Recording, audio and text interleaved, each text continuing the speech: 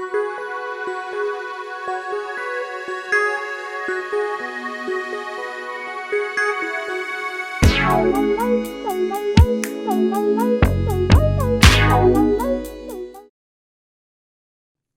everyone and welcome to Lavinia World.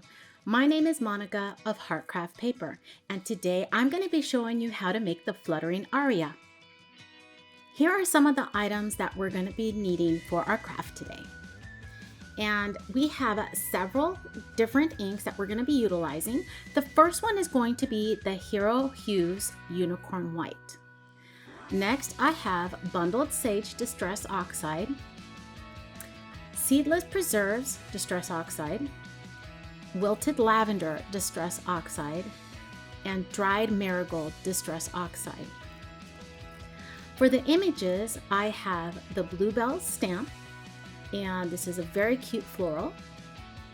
I have the Aria stamp from Lavinia World, which is a newer release, and then I have the Flutter Bees.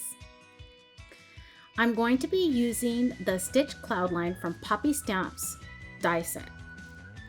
And finally, I'm going to be using the Hocus Pocus stencil from the Tim Holtz collection. I'm looking to make a mystical morning background for my stamped images. Here are some additional inks that I'm also going to be using. I like the Versaclear Fine because of the way that it stamps. This particular one is Pinecone, and this green is called Green Oasis. Another ink that I'm going to be bringing in is Color Box, and this in particular is Raspberry. All right, let's go ahead and get blending here. I have a little stencil that I made, and this is just a torn edge stencil. This is going to create kind of a hilly effect. And I want to make sure that I get this in the right position. I don't want it too high or too low. For this particular stencil, I decided on using 120-pound weight cardstock because it'll stand up to all the stenciling.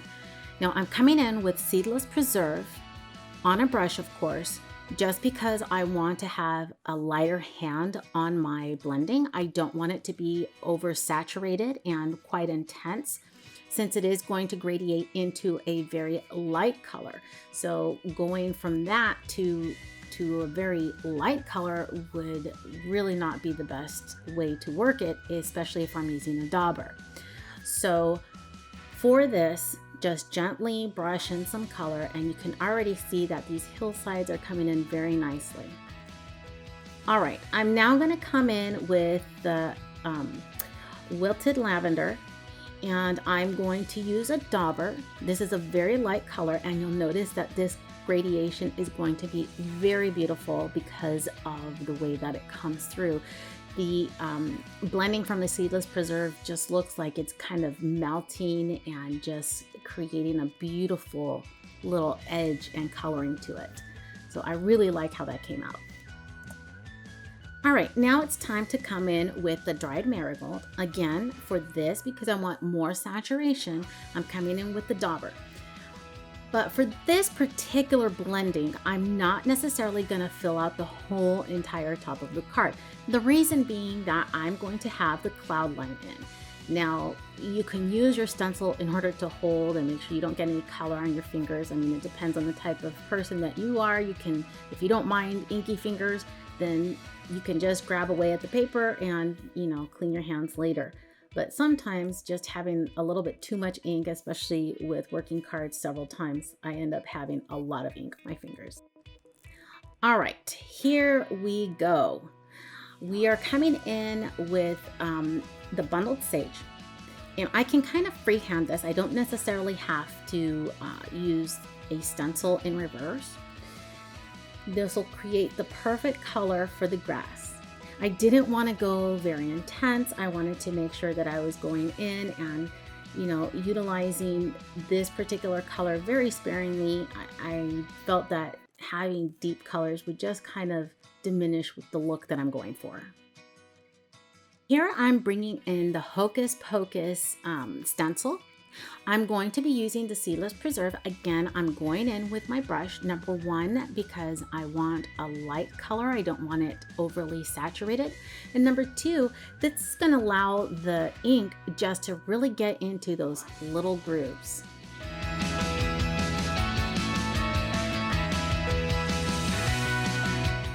See how beautiful that stenciling came out.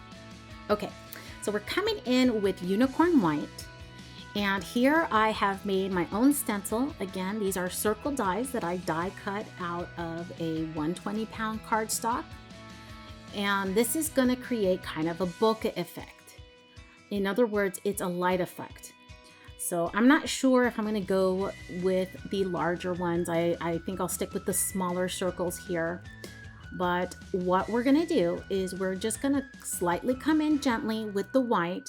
And dependent on how much white you want and how strong you want that bokeh effect, you want to vary it between the different circles. Some light, some a little bit darker, just to give it a really neat effect. As you can see here, especially if they're overlapping, I went in with a little bit more of a stronger coloring to really create more of that light effect. Now, I think the card actually looks pretty beautiful just like this, and I was kind of tempted to leave it because look at how you get that kind of reflection or sunlight reflection kind of going on there, and you have that radiating spiral of stars. But I'm going to come in and add some clouds to this because I really want to get that idea of a morning fairy. So for this, I'm going to be using the milled lavender, and I'm just going to come right back in all over the edges and just add some coloring just along the edges. I use my brush for this. Again, I don't want to go overly powerful in my coloring, so again, the brush is perfect. Okay, so we're going to come in and add some glue to these clouds and adhere them down. I cut out 4, but I really wanted to make my selection and see how that looked when I added them onto my card. So this is basically going to be a flat Stanley, but not necessarily, because we're adding a lot of depth with these clouds to really give it that effect of standing out and not necessarily having to have pop dots or any foam tape in order to make it stand. You'll note that I only came in with 3 of the clouds. I felt that this was a little bit better than going overboard and having so many. Time for the fun part, and this is the stamping. I am going to come with the area just about right here on the card, and I really like the silhouette here that they have on that clear transparency film because it helps kind of set where you want things. So for this, I'm using the pine cone. I chose not to use black deliberately. I wanted to show that you can use other colors that'll really make it stand out. The brown here, because it was a lighter coloring in the background, I felt fit very well. And one of the things that I like about the Versaclear Fine is the fact that you really only need to stamp once with these particular inks. Just make sure you press down firmly and you're good to go. And look at the color that you get just off of one single stamp. Now it's just a matter of it drying and allowing it to lighten up some. So here are the flutter bees. I'm going to go ahead and use the same color and add those in. I wanted to get the effect that Aria is just releasing a bunch of butterflies out into the nature for the morning sunrise. And I get the idea of dewy grass, and she's just sitting there waiting for the sun to come out. And then you have all this bokeh lighting in the background that just really make that effect. Okay, I'm coming in with Green Oasis, and this is on the bluebells. I am just stamping that off onto the stem. So we're only coloring up the stem. I wanted to add some colors rather than just a single color silhouette. I wanted to show that, yeah, you can use one stamp and still add different colors. So here you see first the stems, and then we'll come in with the purple color box ink that I have here. And I'm just going to stamp over onto the flower portion of the bluebells. And once I get this nice and colored in, I'm just going to have to try and make sure that I line this up perfectly. Now, sometimes it can be a little bit difficult, but I did leave a little bit of green coloration on the bottom portion of the flower in order to help kind of align that just a little bit. And as you can see, that worked perfectly. Now, I was hoping to have had my VersaFine Clair with this particular color, but I still haven't received it, so hopefully it'll come soon. But this actually works very well, and you can see just how lovely this is. Well, we're down almost to the end. All I need to do now is just add a little bit of glitter onto my card. I want to come into the wingspan and just add some dots of Cosmic Shimmer glue here and there, and this is the glitter glue. I didn't want to go overly heavy-handed with this. Now, one thing I didn't exactly do was really wait for everything to kind of set, because, you know, I am impatient and I like getting things done as quickly as possible.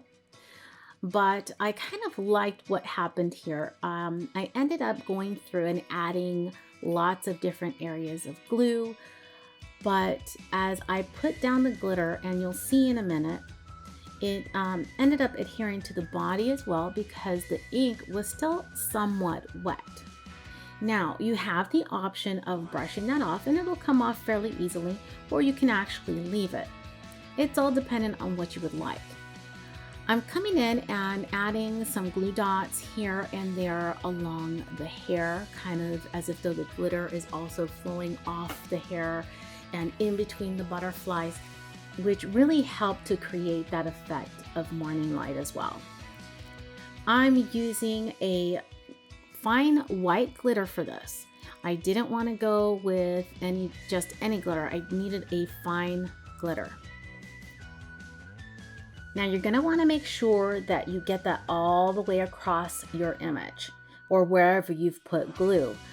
Tap it off, make sure that any of the excess glitter is off of there, and as you can see, I did have quite a bit of glitter on the body, but there were certain spots that still needed to have some touch up, and I really love the effect, so I ended up adding a little bit more glitter onto her body. I totally fell in love with how that looked. So have a closer look and you can see all that shine going on. I absolutely love how this turned out. Thanks for watching Lavinia World. For more videos and tutorials like these, don't forget to subscribe. Hit the little bell in the lower corner in order to receive notifications for newer posts. And don't forget to visit the website.